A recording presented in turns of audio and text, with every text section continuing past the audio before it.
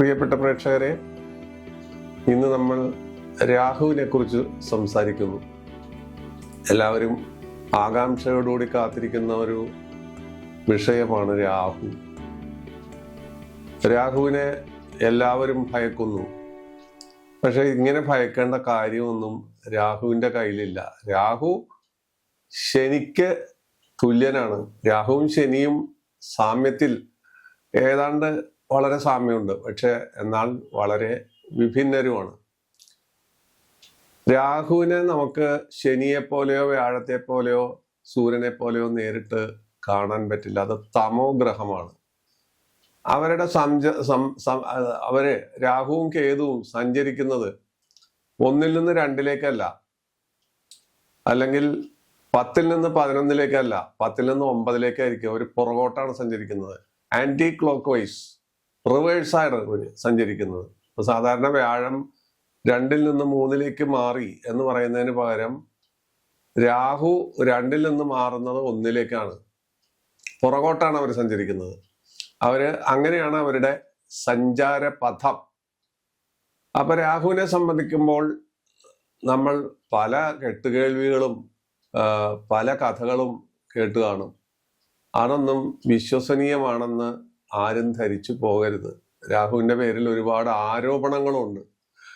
ഈ ആരോപണങ്ങളെല്ലാം അർദ്ധസത്യങ്ങൾ മാത്രമാണ്.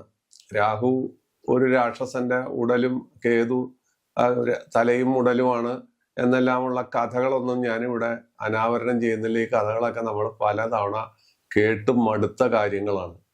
രാഹുവിന്റെ ശത്രുക്കള് രവിയും ചന്ദ്രനും വ്യാഴവുമാണ്. രവി, ചന്ദ്രൻ, വ്യാഴം ഇവര് ശത്രുക്കളാണ്. ബുധനും ശുക്രനും ശനിയും ബന്ധുക്കളാണ്. കുജൻ സമനുമാണ്, ഈക്വലാണ്. കുജന്റെയും രാഹുവിന്റെയും ഫലം ഈക്വലാണെന്ന് അർത്ഥം.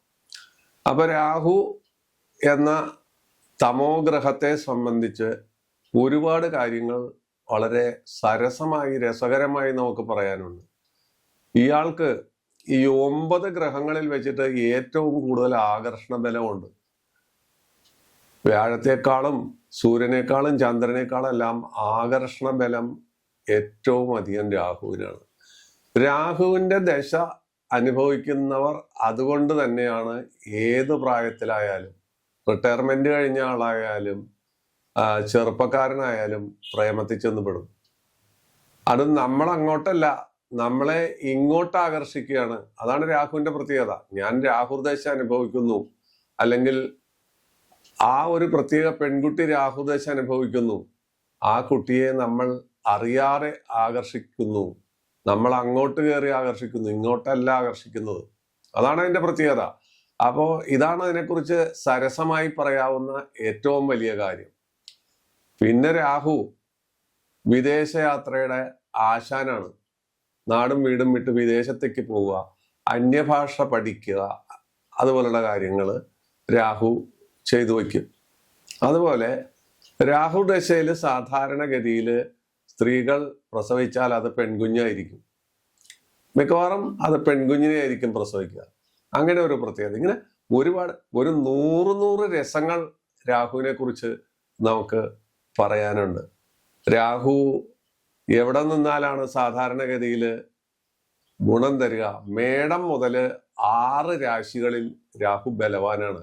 മേടം, എടവം, മിഥുനം, കർക്കടകം, ചിങ്ങം, കന്നി, ഇത്രയും രാശികളില് ഇവൻ നിന്നാൽ അവൻ ഗുണഫലം തരും, അവന്റെ നിൽപ്പനുസരിച്ച്. പിന്നെ ഇവരുടെ ഗുണഫലത്തിനും ദോഷഫലത്തിനും ഒരു പ്രത്യേകതയുണ്ട്. എവിടെയാണോ നിൽക്കുന്നത് ആ നിൽക്കുന്ന ഗ്രഹത്തിന്റെ പ്രത്യേകത അനുസരിച്ചുള്ള ഗുണങ്ങളായിരിക്കും ഇവർ തരുന്നവർക്ക്. സ്വതസിദ്ധമായിട്ട് ഒരു ഫലം തരാനുള്ള കഴിവില്ല രാഹുവിനും കേതുവിനും. അല്ലെങ്കിൽ രാഹുവിനെ കുറിച്ചാണ് നമ്മൾ പറയുന്നത്. പിന്നെ ഒരു കേന്ദ്രാധിപന്റെ കൂടെ, കേന്ദ്രാധിപൻ എന്ന് വെച്ചാല് 4, 7, 10, അതിന്റെ അധിപന്റെ കൂടെ ത്രികോണത്തിൽ നിന്നാൽ, ത്രികോണം എന്ന് വെച്ചാൽ 5, 9 നിന്നാൽ രാഹു അത്ഭുത ഫലങ്ങൾ തരും. അതുപോലെ തന്നെ ത്രികോണാധിപന്റെ കൂടെ നിന്ന് കേന്ദ്രത്തിൽ നിന്നാലും മറിച്ച് ഗുണഫലങ്ങൾ ഇയാൾ തരും. പിന്നെ ഇയാളെ സംബന്ധിച്ച് മേടം, എടവം, കർക്കടകം, കന്നി മുതലായ രാശികളിൽ നിന്നാൽ ഇയാൾ വലിയ ഗുണഫലങ്ങൾ തരുന്നുണ്ട്. 3, 6, 11 ഈ ഭാവങ്ങളിലാണ് ചന്ദ്രനെ ആസ്പദമാക്കിയും ലഗ്നാലും ഇയാൾ ഗുണഫലം തരിക. പക്ഷെ 10ൽ നിൽക്കുന്ന രാഹു സാധാരണഗതിയിൽ ഗുണഫലം തരുന്നതായി കാണുന്നുണ്ട്. കാരണം 10ൽ രാഹു നിൽക്കുന്ന ആളുകൾ ഭൂരിഭാഗവും നല്ല സർജന്മാരോ, സ്ത്രീകളാണെങ്കിൽ ഗൈനക് സർജന്മാരോ ആയി കാണാറുണ്ട്. അവര് സർജറിയിൽ വളരെ മിടുക്കന്മാരോ മിടുക്കത്തികളോ ആയിരിക്കും. അങ്ങനെ 10ൽ രാഹുവിന് ഒരു പ്രത്യേക ഗുണം കാണിക്കുന്നുണ്ട്. പ്രേമവിഷയങ്ങളിൽ എന്ന പോലെ തന്നെ പല ഗുണങ്ങളിൽ രാഹുവിന് ചെയ്യാവുന്ന ഗുണങ്ങളാണ് ഈ പറയുന്നത്. അതേ സ്ഥാനത്ത് 3, 6, 11 ഭാവങ്ങൾ അവന് ഇഷ്ടമാണ്. ആ ഭാവത്തിൽ നിന്നാൽ അവൻ വാരിക്കോരി പലതും തന്ന് അവസാനം അതെല്ലാം നശിപ്പിച്ച് ഒരു വഴിക്കാക്കുന്ന സ്വഭാവവും രാഹുവിന്റെ കയ്യിലുണ്ട്.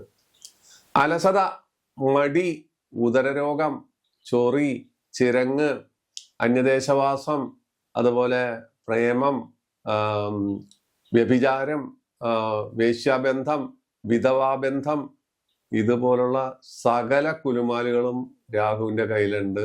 ഇതെല്ലാം രാഹുവിന് മാത്രം പ്രിയപ്പെട്ട കാര്യങ്ങളാണ്. ഗുണമുണ്ടാവും, ദോഷമുണ്ടാവും.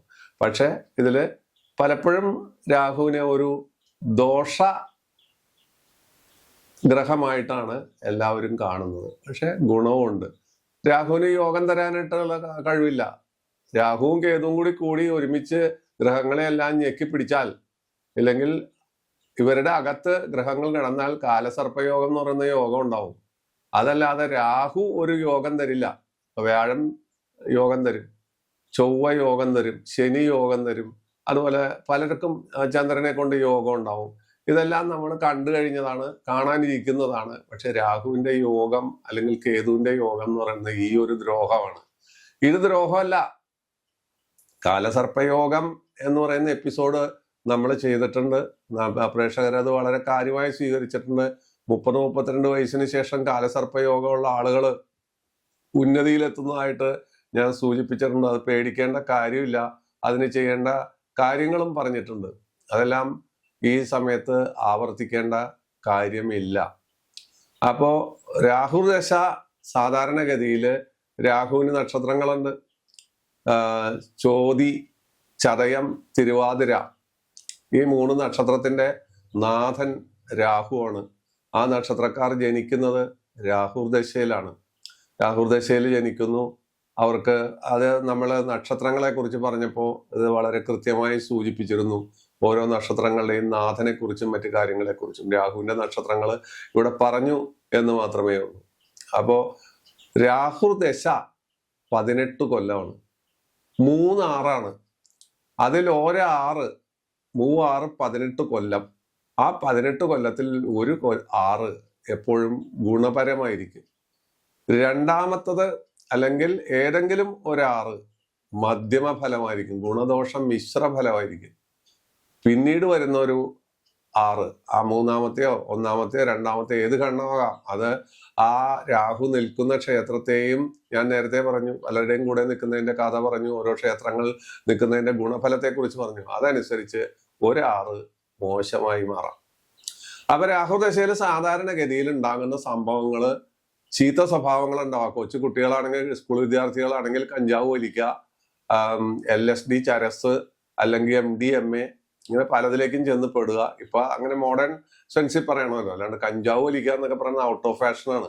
അപ്പൊ അങ്ങനെയുള്ള വലിയ വലിയ കാര്യങ്ങളിലൊക്കെ ചെന്ന് ഇവര് പെടും. അവര് ചീത്ത കൂട്ടുകെട്ടുകളിൽ പെടും. അവര് പെൺകുട്ടികളാണെങ്കിൽ ആൺകുട്ടികളെയും, ആൺകുട്ടികളാണെങ്കിൽ പെൺകുട്ടികളെയും ആകർഷിക്കുകയോ ഉപദ്രവിക്കുകയോ ഒക്കെ ചെയ്യും. അനാവശ്യ ബന്ധങ്ങൾ ഉണ്ടാക്കും ഈ രാഹു.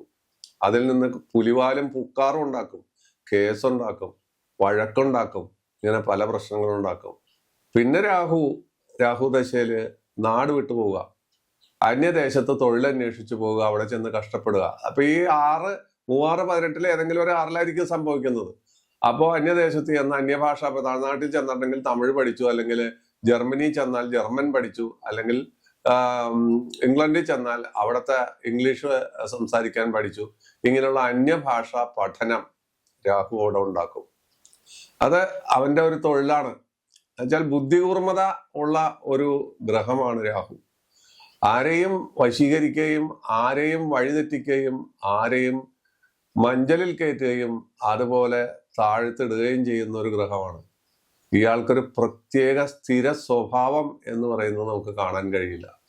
പക്ഷെ ഇയാളെ സൂക്ഷിച്ച് നമ്മൾ വളരെ ഗൗരവപരമായിട്ട് വീക്ഷിക്കുകയും ആ രാഹുവിനെ വേണ്ട രീതിയിൽ പ്രാർത്ഥിക്കുകയും കൊച്ചു കൊച്ചു വഴിപാടുകളെല്ലാം കഴിക്കുകയും രാഹുവിന്റെ സ്തോത്രം ജപിക്കുകയൊക്കെ ചെയ്തു കഴിഞ്ഞാൽ രാഹു പ്രസാദിക്കുന്നതായി കാണുന്നുണ്ട് വളരെയധികം ആളുകൾക്ക്. രാഹുവിന്റെ സ്തോത്രം എന്ന് പറഞ്ഞാൽ അർദ്ധകായം മഹാവീര്യം ചന്ദ്രാദിത്യ വിമർദ്ദനം സിംഹികാ ഗർഭസംഭൂതം തം രാഹും പ്രണമാമ്യഹം. ഈ സ്തോത്രം നമുക്ക് ജപിക്കാം രാഹുദശയില് സാധാരണഗതിയില് നമ്മൾ ഉരുണ്ട് വീഴുക, കാലൊടിയുക, കൈയൊടിയുക, കുളിമുറിയിൽ തെറ്റി വീഴുക. വയസ്സായ ആളാണെങ്കിൽ രാഹുദശയില് കുളിമുറിയിൽ ഒരു തെറ്റി വീഴലുണ്ട്. ആ വീഴലോടുകൂടി അവൻ പിന്നെ എഴുന്നേൽക്കില്ല. അവിടെ നിന്ന് തുടങ്ങും രോഗത്തിന്റെ ആരംഭം. അത് രാഹുദശ അവസാനിക്കുമ്പോഴേക്കും ഒരു വഴിക്കാക്കി തരും. കൊച്ചു കുട്ടികൾക്കാണെങ്കിൽ കൈയിനും കാലിനും എല്ലിനും ഒക്കെ പൊട്ടു പറ്റുക, ഇങ്ങനെയുള്ള കാര്യങ്ങളൊക്കെ സംഭവിക്കുന്നു. ഉദരരോഗം. ഇപ്പൊ 3 ആള് കൂടി ഒരു ഹോട്ടലിൽ പോയി ആഹാരം കഴിച്ചാൽ 3 പേർക്കും കുഴപ്പമില്ല. ഒരാൾക്ക് ഉദരരോഗം ബാധിച്ചു, ഫുഡ് പോയിസൺ ബാധിച്ചു, അമീബിയാസിസ് വന്നു എന്ന് പറയുന്നത് രാഹുവിന്റെ മാത്രം ഒരു പ്രത്യേകതയാണ്. ഉദരരോഗം, അലസത, പഠിക്കാൻ എഴുന്നേൽക്കില്ല, ചുരുണ്ടുകൂടി കിടക്കും. അവസാനം വിളിച്ചാൽ പോലും വെള്ളം കോരി, കുടത്തിൽ വെള്ളം കോരി തലയിൽ കമത്തിയാലും എഴുന്നേറ്റ് പഠിക്കില്ല. അതുപോലെ വിവാഹ കാര്യത്തിൽ അന്യജാതിയിൽ ഏർപ്പെട്ട ആളുകളുമായി ബന്ധം വെക്കുക, അതാണ് പ്രത്യേകത. രാഹുവിന്റെ പ്രത്യേകത. രാഹുവിന് ജാതിയും അതൊന്നുമില്ല. അവൻ ചിലപ്പോൾ താഴോട്ട് ഇറങ്ങിച്ചെല്ലും. ശനിയെ പോലെയാണ്. തന്നിൽ താണ ബന്ധം കൈക്കൊള്ളാൻ അവൻ എപ്പോഴും നമ്മളെ വെമ്പൽ കൊള്ളിക്കും. അങ്ങനെയുള്ള കാര്യങ്ങൾ വിവാഹത്തിന് തടസ്സങ്ങൾ. എന്നാൽ വിവാഹം നടത്തുകയും ചെയ്യും. ഏറ്റവും വേഗത്തിൽ വിവാഹം നടത്തുന്നയാളുമാണ് രാഹു. ഇതെല്ലാം നമ്മൾ മനസ്സിലാക്കണം. അപ്പോ ഇതിന്റെ രാഹുവിന്റെ ഒരു പ്രത്യേകതയാണ് ഈ പറയുന്നത്. നമ്മളെ പല തരത്തിൽ മാനസികമായി മതിച്ച് നല്ല അവസ്ഥയിലും ചീത്ത അവസ്ഥയിലും കൊണ്ടുവരും. അവൻ നല്ല സ്ഥലത്താണ് നിൽക്കുന്നതെങ്കിൽ അവൻ അങ്ങേയറ്റം വരെ കൊണ്ടെത്തിക്കും. ചീത്ത സ്ഥലത്താണെങ്കിൽ ചവിട്ടി താത്തി നമ്മളെ ഒന്നും അല്ലാതാക്കുന്ന അവസ്ഥ രാഹു ഉണ്ടാക്കി കളയും. പിന്നെ രാഹുദശ നടക്കുമ്പോൾ നമ്മൾ എന്ത് ചെയ്യണം? രാഹുവിന്റെ സ്തോത്രം ജപിക്കുന്ന കാര്യം ഞാൻ പറഞ്ഞു. അതുപോലെ തന്നെ രാഹുവിന്റെ ചെയ്യാവുന്ന ഒരു വഴിപാട്, അല്ലെങ്കിൽ നമ്മള് ക്ഷേത്രത്തിൽ വഴിപാടുകളോ പൂജകളോ ഒന്നും നടത്തിയിട്ട് കാര്യമില്ല, അല്ലെങ്കിൽ കല്ലുകൾ ധരിച്ചിട്ട് യാതൊരു കാര്യവുമില്ല. ആ കാശ് നഷ്ടപ്പെടാന്നല്ലാണ്ട് വേറെ കാര്യമില്ല. പ്രാർത്ഥനയാണ് കലിയുഗത്തിൽ ഏറ്റവും വലുത്. അപ്പൊ രാഹുവിന്റെ സ്തോത്രം കൂടാതെ സുബ്രഹ്മണ്യന് സന്ധ്യയ്ക്ക് ഭസ്മാഭിഷേകം നടത്തുന്നത് നല്ലതാണ്. ശിവക്ഷേത്രത്തിൽ അതുപോലെ എന്തെങ്കിലും കർഗഹോമം അല്ലെങ്കിൽ ധാര, പിൻവിളക്ക്, ഇതെല്ലാം രാഹുവിന് പ്രിയപ്പെട്ട കാര്യങ്ങളാണ്. രാഹുദോഷം തടുക്കാൻ പറ്റിയ കാര്യങ്ങളാണ്. ഇത്രയും കാര്യങ്ങളെ ആവശ്യമുള്ളൂ. പിന്നെ രാഹുവിന്റെ സ്തോത്രം ജപിച്ച് രാഹുവിനെ നമ്മൾ പ്രീതിപ്പെടുത്തുക, സർപ്പപ്രീതി നടത്തുക, സർപ്പപ്രതിഷ്ഠയുള്ള ക്ഷേത്രങ്ങളിൽ പോയി തൊഴുക, നമ്മുടെ വീട്ടിലുള്ള സർപ്പക്കാടുകളെ വളരെ കാര്യഗൗരവമായി സംരക്ഷിക്കുക, സർപ്പക്കാടുകളോ സർപ്പസങ്കേതങ്ങളോ നശിപ്പിക്കാതിരിക്കുക, അതുപോലെ ഉരകവർഗങ്ങളെ നമ്മൾ ഉപദ്രവിക്കാതിരിക്കുക. ഇതൊക്കെ രാഹുദശയിൽ നമുക്ക് ചെയ്യാവുന്ന കാര്യങ്ങളാണ്. രാഹുദശയെക്കുറിച്ച് ഇങ്ങനെ പറഞ്ഞാൽ ഒരുപാട് ഉദാഹരണങ്ങൾ ശാരീരികമായിട്ടും മാനസികമായിട്ടും വരുന്ന കാര്യങ്ങൾ പറയാൻ ഞാൻ അത്രത്തോളം പറഞ്ഞു പോകുന്നില്ല. കാരണം അധ്യായം നീണ്ടുപോകും. ഇനി നമുക്ക് രാഹുദശ എങ്ങനെയെന്നൊക്കെ ഞാൻ പറഞ്ഞു, എവിടെയൊക്കെയാണ് നല്ലത് ചീത്ത എന്നൊക്കെ ഞാൻ പറഞ്ഞു. ഇനി രാഹുവിന്റെ അപഹാരത്തെ നമുക്കൊന്ന് നോക്കാം. എപ്പോഴും ഞാൻ പറയുന്നു, ഒരു ഗ്രഹമാണ് രാജാവ്. ആ രാജാവാണ് രാജ്യം ഭരിക്കേണ്ടത്. പക്ഷേ ഈ രാജാവ്, ഗ്രഹമെന്ന രാജാവ് മറ്റ് 9 പേർക്ക് സമയബന്ധിതമായി അപഹാരം നടത്താൻ സമയം നിശ്ചയിച്ചു കൊടുക്കുകയാണ്. അപഹാരം നടത്തുക എന്ന് വെച്ചാൽ ആ അപഹാരം നടത്തുന്ന സമയത്ത്, രാഹുവിന്റെ സ്വപഹാര സമയത്ത് രാഹു തന്നെയാണ് കാര്യങ്ങൾ നിയന്ത്രിക്കുന്നത്. പക്ഷെ അടുത്ത അപഹാരം വ്യാഴത്തിന്റെ വരുമ്പോ വ്യാഴത്തിന്റെ സ്വാധീനമാണ് അവിടെ വരുന്നത്. ഓരോ ഗ്രഹങ്ങൾക്കും അത് തന്നെയാണ്. അപഹാരനാഥന്മാരാണ് കാര്യങ്ങൾ കൊണ്ടുപോകുന്നത്. അത് ആർക്കും അറിയില്ല. എനിക്കിപ്പോ വ്യാഴദശയാണ്, അല്ലെങ്കിൽ എനിക്കിപ്പോ ശനിദശയാണ് എന്നൊക്കെ ആളുകൾ പറയും. പക്ഷെ ആ ശനിദശയിൽ ഏത് അപഹാരമാണോ ആ അപഹാരത്തിന്റെ ഫലമായിരിക്കും നമുക്ക് കൂടുതലായി സിദ്ധിക്കുക. അപ്പോ നോക്കാം, രാഹു ലഗ്നത്തിൽ നിന്നാൽ എന്താണ് സ്ഥിതി? അത് പ്രധാനമായിട്ട് അതിന് ആയുസ്സിന് കുഴപ്പമുണ്ടാക്കുന്നതാണ് പറയുന്നത്. ശിരോരോഗങ്ങൾ ഉണ്ടാക്കും, തലവേദന ഉണ്ടാക്കും, ഭാര്യയ്ക്ക് രോഗം ഉണ്ടാക്കും. ഇങ്ങനെയൊക്കെയുള്ള കാര്യങ്ങൾ ലഗ്നത്തിൽ രാഹു. കുശാഗ്ര ബുദ്ധിയായിരിക്കും, ബുദ്ധിവൈഭവം കൂടും, പക്ഷെ തലവേദന കണ്ണാടിയൊക്കെ വെക്കേണ്ടി വരും. കൊച്ചിലെ തന്നെ ഇപ്പൊ നമ്മൾ തിരുവാതിര നക്ഷത്രം ജനിക്കുകയാണ്, ലഗ്നത്തിൽ രാഹു നിൽക്കുകയാണെങ്കിൽ ചിലപ്പോൾ കണ്ണിന് ഈ പറഞ്ഞ തകരാറുകളും കുഴപ്പങ്ങളും ഒക്കെ ഉണ്ടായി എന്ന് വരാം. 2ലേക്ക് വന്നാലോ, 2 മുഖം, അതുപോലെ ധനസ്ഥാനം, മാരകസ്ഥാനം എന്നൊക്കെ ജ്യോതിഷക്കാർ പറയും. ഇതൊന്നും നമുക്കിവിടെ പറയേണ്ട കാര്യമില്ല. 2ൽ രാഹു നിന്നാൽ മുഖത്ത് രോഗം ഉണ്ടാവും. മുഖത്ത് എന്തെങ്കിലും തരത്തിലുള്ള രോഗങ്ങള്, മുഖക്കുരു അല്ല, അല്ലാത്ത രീതിയിലുള്ള ചൊറിചിരങ്ങുകള്, അതുപോലെ കറുപ്പ് നിറമായിരിക്കും, മുഖത്തിന് കറുപ്പ് രാശി വീഴും. വെളുത്ത ആളാണെങ്കിൽ പോലും കറുപ്പ് രാശി വീഴും. കോപം കൂടുതലായിരിക്കും.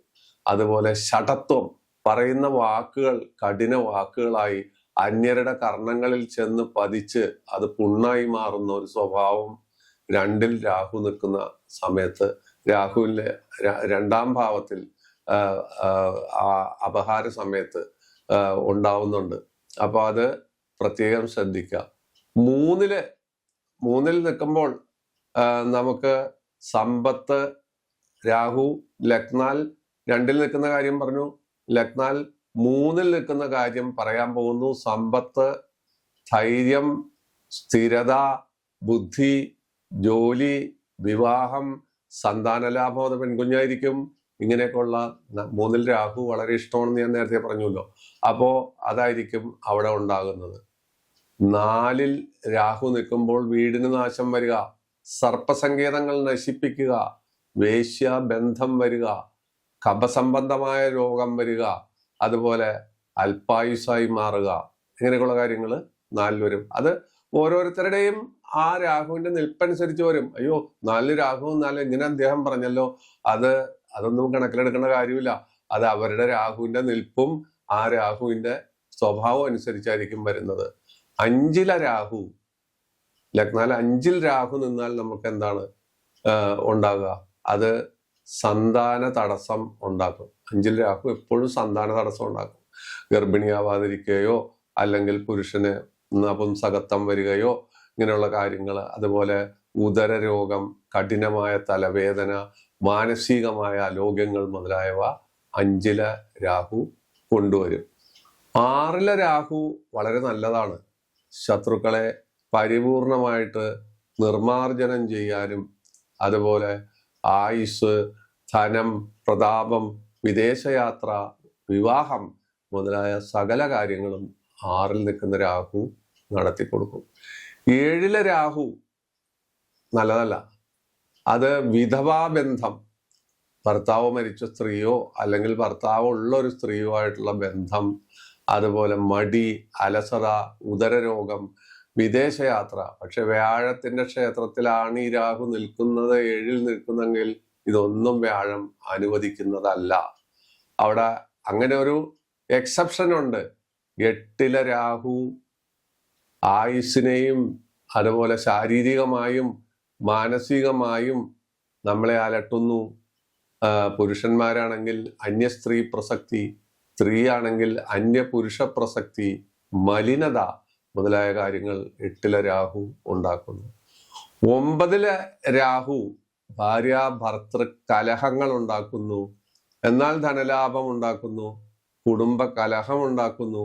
എന്നാൽ ഇവർക്ക് സുഖസൗകര്യങ്ങൾ ഇടയ്ക്കിടെ കിട്ടിക്കൊണ്ടിരിക്കുന്നു. ക്ഷേത്ര ദർശനം നടത്തുന്നു. പ്രത്യേകിച്ച് സർപ്പപ്രതിഷ്ഠയുള്ള ക്ഷേത്രങ്ങളിലെല്ലാം പോകാൻ താല്പര്യം തോന്നിക്കുന്നു. 10ലെ രാഹു അവരെ സംബന്ധിച്ചിടത്തോളം ലുബ്ധ സന്താനങ്ങൾ കുറവായിരിക്കും. കാകവന്ധ്യ എന്നൊക്കെ പറഞ്ഞ ഒരു കുട്ടി അല്ലെങ്കിൽ 2 കുട്ടി എന്നൊക്കെ പറഞ്ഞ ലുബ്ധ സന്താനമായിരിക്കും 10ൽ രാഹു ഉള്ളവർക്ക്. അവർക്ക് കല, സഞ്ചാരം, സർജറി, വിദ്യാഭ്യാസത്തിലാണെങ്കിൽ ഉന്നമനം, ശാസ്ത്രീയ പഠനം, വൈദ്യശാസ്ത്ര പഠനം മുതലായ കാര്യങ്ങൾ, വിദേശയാത്ര മുതലായവ ഉണ്ടാക്കുന്നു. തൊഴിൽ കൊടുക്കുന്നു.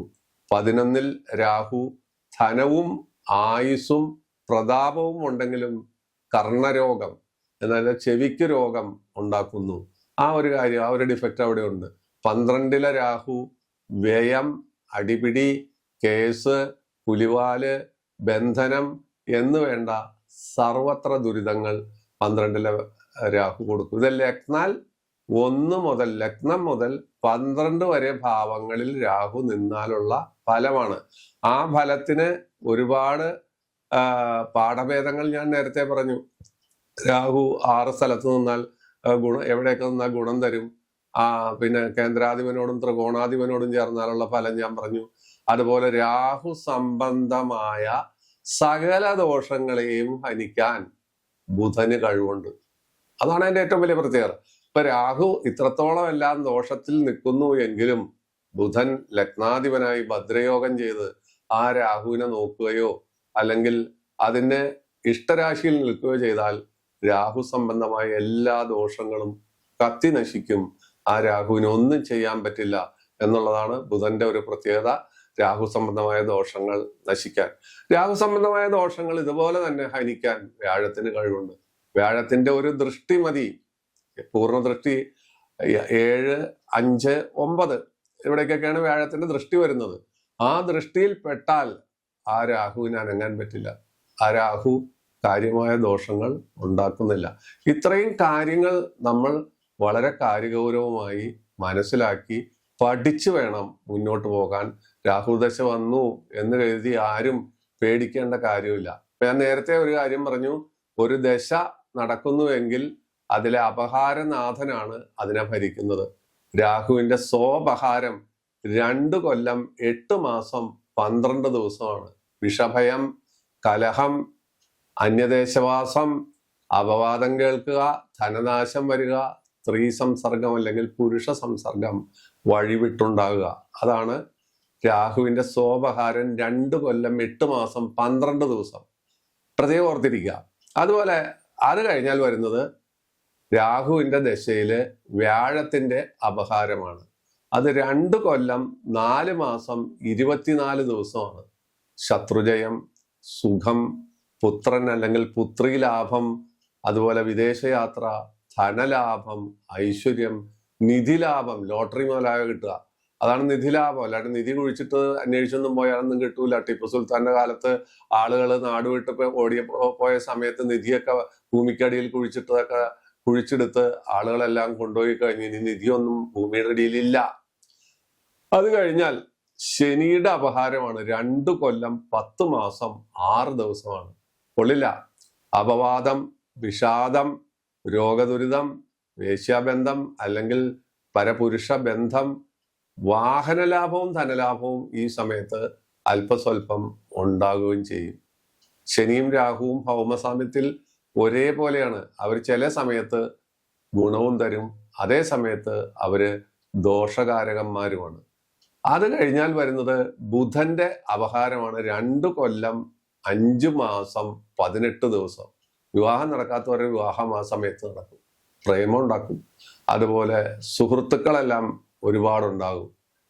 അത് പുരുഷന്മാരാണെങ്കിൽ അല്പസ്വല്പം അന്യസ്ത്രീ പ്രസക്തി, വേശ്യാബന്ധം, സ്ത്രീകളാണെങ്കിലും മറിച്ചും.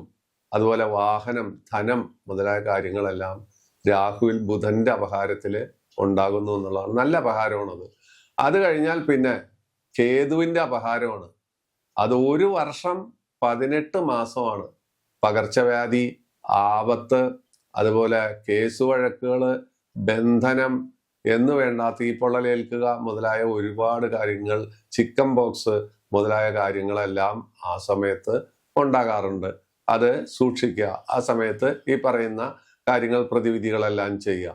ഇനി വരുന്നത് ശുക്രന്റെ അപഹാരം 3 വർഷമാണ്. വളരെ മനോഹരമാണ്. ഏറ്റവും നല്ല അപഹാരമാണത്. കാരണം രാഹു ദശയില് വിദേശവാസം ഇല്ലെങ്കിൽ വിദേശത്തുനിന്ന് ധനം ലഭിക്കുക, വിദേശത്തുള്ള സ്ത്രീകൾ നിർലോഭം നമുക്ക് ധനം തരിക, അന്യ സ്ത്രീ പ്രസക്തി ഉണ്ടാകുക, അതിൽ നിന്ന് സുഖം അനുഭവിക്കുക, അന്യ പുരുഷ ബന്ധം ഉണ്ടാകുക, അങ്ങനെയുള്ള കാര്യങ്ങൾ, വിവാഹം, വിജയം, വിദ്യാനേട്ടം, വിദ്യാപൂർത്തി, തൊഴിൽ നേട്ടം, ഇങ്ങനെയുള്ള കാര്യങ്ങൾ അവിടെ വരും. ഇത് കഴിഞ്ഞാൽ വരുന്നത് ആദിത്യൻ അഥവാ രവിയുടെ അപഹാരമാണ്. 10 മാസം 24 ദിവസമാണ്. അത് കൊള്ളില്ല. അത് ഉഷ്ണരോഗങ്ങൾ ഉണ്ടാക്കും, കലഹങ്ങൾ ഉണ്ടാക്കും, ശത്രുഭയം ഉണ്ടാക്കും, അഗ്നിഭയം ഉണ്ടാക്കും, അനാവശ്യമായ സഞ്ചാരങ്ങൾ ഉണ്ടാക്കും, വെറുതെ വഴി നടക്കും, ആവശ്യമില്ലാതെ വെറുതെ വഴി നടക്കും ഈ സമയത്ത്. ഇത് കഴിഞ്ഞാൽ ചന്ദ്രന്റെ അപഹാരം 1 വർഷം 6 മാസമാണ്. സാമാന്യം സുഖം കിട്ടും, അന്യസ്ത്രീ പ്രസക്തി ഉണ്ടാകും, അപവാദം കേൾക്കും. പക്ഷെ ധനലാഭവും ധനനഷ്ടവും ഒരുപോലെ വരും. 15 കല മുന്നോട്ടും 15 കല പുറകോട്ടും ചന്ദ്രൻ പോകുന്നത് പോലെ ധനലാഭവും ധനനഷ്ടവും ഒരേ തട്ടിൽ തന്നെ വന്നുകൊണ്ടിരിക്കും. എന്നാലും ചന്ദ്രന്റെ രാഹുവിലെ അപഹാരം നല്ലതാണ്, സാമാന്യം നല്ലതാണ്. പിന്നെ ചൊവ്വയുടെ അപഹാരമാണ് വരുന്നത്. 2 വർഷം 4 മാസം 24 ദിവസമാണ്. കൊള്ളില്ല. രോഗം, ദുരിതം, വ്രണം, മുറിവ്, അതുപോലെ പ്രായമായ ആളുകളാണെങ്കിൽ, വളരെയധികം പ്രായമുള്ള ആളുകളാണെങ്കിൽ ആ ദശയിൽ മരണം സംഭവിക്കുക, വീഴ്ച സംഭവിക്കുക, എല്ല്, പല്ല് മുതലായവയ്ക്ക് ക്ഷതം പറ്റുക, കണ്ണിന് കാഴ്ചശക്തി നഷ്ടപ്പെടുക, ഇങ്ങനെയൊക്കെയുള്ള കാര്യങ്ങൾ ഉണ്ടാകും. അപ്പൊ നമ്മള് ആദ്യം മുതൽ സ്വാപഹാരം മുതല് നമ്മള് ഇങ്ങനെ വന്ന വ്യാഴത്തിന്റെ അപഹാരം മറ്റെല്ലാ അപഹാരങ്ങളും ടച്ച് ചെയ്തു. ഓരോ സ്ഥലത്തും രാഹു നിന്നാലുള്ള കാര്യങ്ങൾ നമ്മൾ മനസ്സിലാക്കി. ഇതാണ് ഈ അധ്യായത്തിന്റെ ഏറ്റവും വലിയ പ്രത്യേകത. അല്ലാതെ രാഹുവിന്റെ കുറെ കഥകൾ പറഞ്ഞ് നമ്മൾ വയറു നിറയ്ക്കുകയോ അല്ലെങ്കിൽ സമയം കൊല്ലുകയോ അല്ല ചെയ്തത്. പ്രയോജനപ്രദമായ ഓരോ നിലകളെ കുറിച്ചും അതിന് ചെയ്യേണ്ട പ്രതിവിധികളെ കുറിച്ചും ഓരോ അപഹാരങ്ങളിൽ നമ്മൾ ശ്രദ്ധിക്കേണ്ട കാര്യങ്ങളെ കുറിച്ചുമാണ് ഈ എപ്പിസോഡിൽ, ഈ അധ്യായത്തിൽ നമ്മൾ ഉൾക്കൊള്ളിച്ചിരിക്കുന്നത്.